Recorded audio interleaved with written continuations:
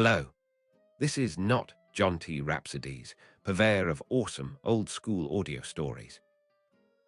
Mr. Rhapsodies has asked me to read his original stories, all written in an old-school style. If you like this story, please consider clicking the thumbs up and subscribe icons. This will help the channel grow, and it will help you to stay notified of new stories. And so, let us together hear the words of old.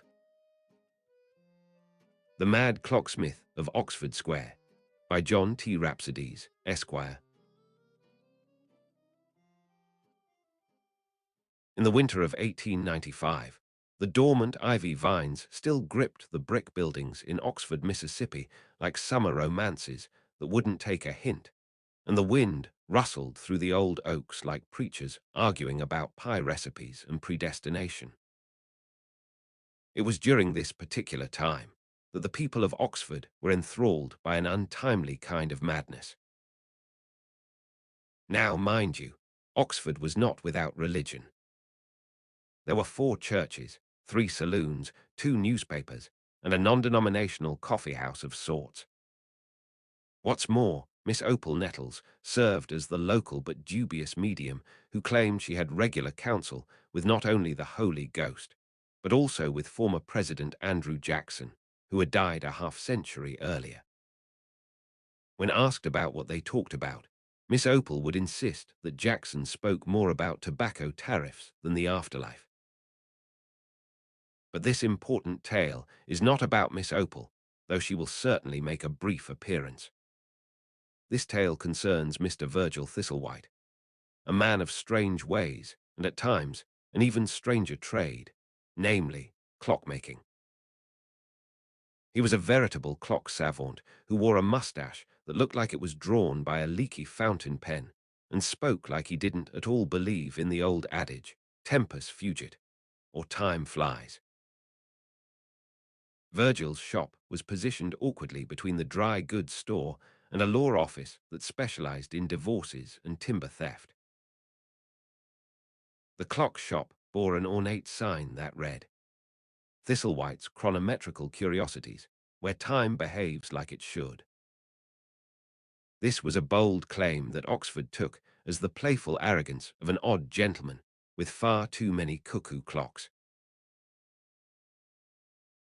Virgil Thistlewhite took residence in the small apartment above his shop. He was lone and lonesome as far as people were concerned, but not when it came to clocks. He once had a fiancée, but it was believed she ran off with a procrastinating storyteller and hypnotist. Whether at work or at home, Virgil was always surrounded by cacophonous symphonies of ticking and tocking, with the many second hands wagging their fingers at eternity.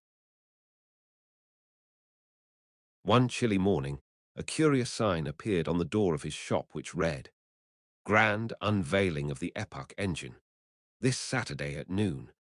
Time will never be the same.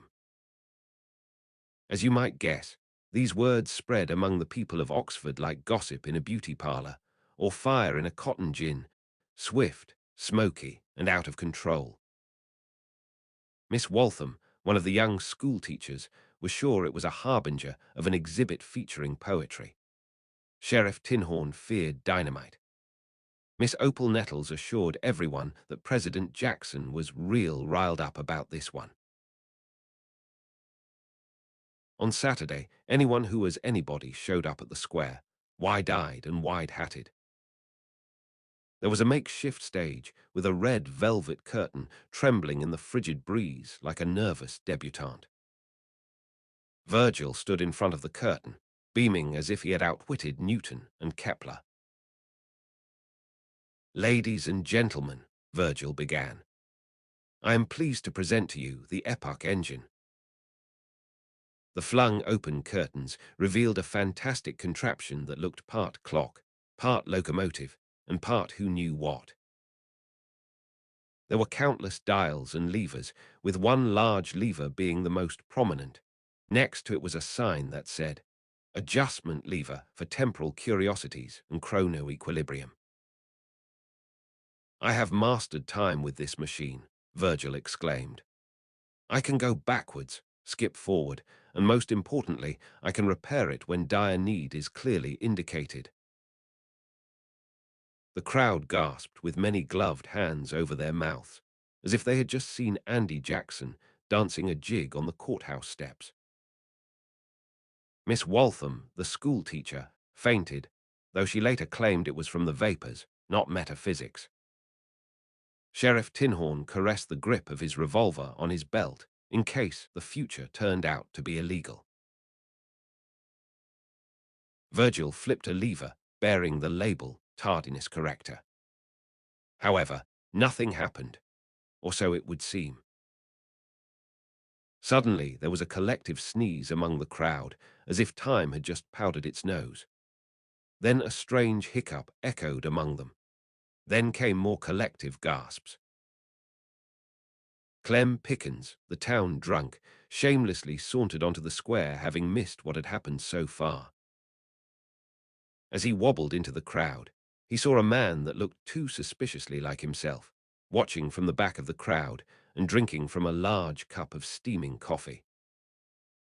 I've heard of seeing double, but this ain't right, Clem said, as his own impossible double waved at him with a smile while gesturing with the cup of coffee. Panic ensued. Men hurled invectives and maledictions. Women screamed and clutched their pearls, genuine and otherwise. Two stray dogs argued with each other about who was real and who was the imposter, and therefore entitled to the bag of popcorn someone dropped while clutching their pearls. Apparently, Virgil Thistlewhite's Epoch Engine contraption had not just bent time, it had doubled parts of it somehow. Others among the crowd noticed their doubles. Sheriff Tinhorn was in the process of arresting himself for loitering and lollygagging. Miss Opal tried to summon Jackson again, but was informed by her other self that he was too busy arguing with Thomas Jefferson. And young Jimmy Miller saw his own later self eating a pie the earlier version of himself had not yet received, and so he was very concerned about this rank injustice. In short, Oxford was a chronological catastrophe. Through it all, however, Virgil adjusted knobs and levers and shouted things like amazing and fascinating. Evening approached, and time at the square wore two watches, one backwards and the other upside down. The crowd had had quite enough. A cadre of concerned citizens, some of whom were duplicates, stormed Virgil's stage with pitchforks, axe handles, hymnals, and the divorce attorney who was charging double by the hour. In the face of impending physical doom or theological litigation, Virgil Thistlewhite pulled the large lever labeled Reset. There was a strong whirlwind, an incandescent blast, and a deep plunge into total darkness. When the townsfolk came back to their senses, it was early Saturday morning again. There was no stage, no red velvet curtain, and no Epoch Engine. Instead, there was a small note pinned on the door of the clock shop which read, "It would seem that time prefers its own company. With kindest regards and forever yours in temporal humility. Signed, Virgil F. Thistlewhite, Esquire." P.S., the note said, "Don't be too early or late again. It upsets my clocks." Oxford, Mississippi, never saw their peculiar clockmaker again. Some believed he wound himself backwards, clean out of existence. Others said he was still alive, but in some other time arguing with his duplicate over whether there should be a February 29th. Miss Opal swears that Virgil eloped with Mary Shelley. But what really happened was, Virgil went back in time to just before his fiancée met the storyteller and hypnotist to make sure the latter missed his train to Oxford. And then, Virgil got lost. After Virgil disappeared, no one worth their Roman salt in Oxford, Mississippi, dared to carry a pocket watch or wear a wrist watch for at least 7 years. Thank you for listening.